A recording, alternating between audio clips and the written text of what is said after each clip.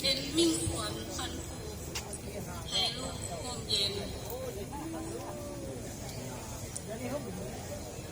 จากวันนี้พ่อมีแม่ให้ก่อนแล้วขาดปีแล้วหาใส่ก็เห็นเคยเบ้าจ้าถามหาเศร้าเย็นแต่นิภัยสุขแต่เวรและกรรมจะนำทางแม่เอ๋ย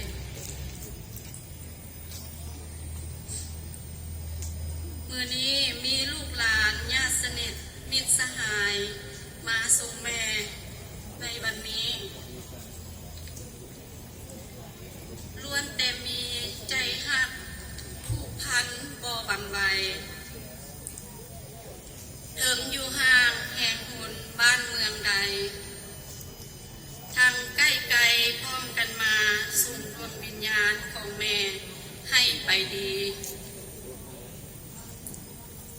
ขอส่วนบุญกุศลที่แม่สร้าง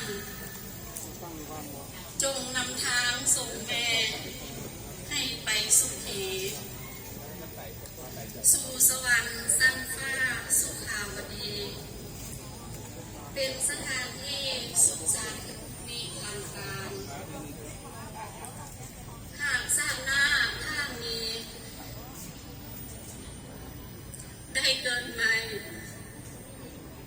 ขอให้ได้พันพบพันผู้เป็นลูกหลานได้ตอบแทนคุณแม่นานแสนนาน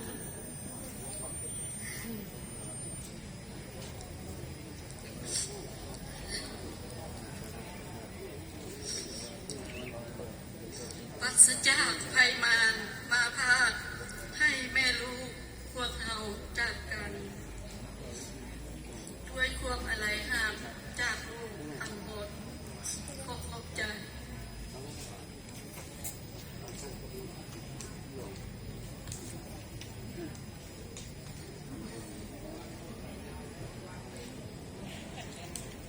ก็เป็นการ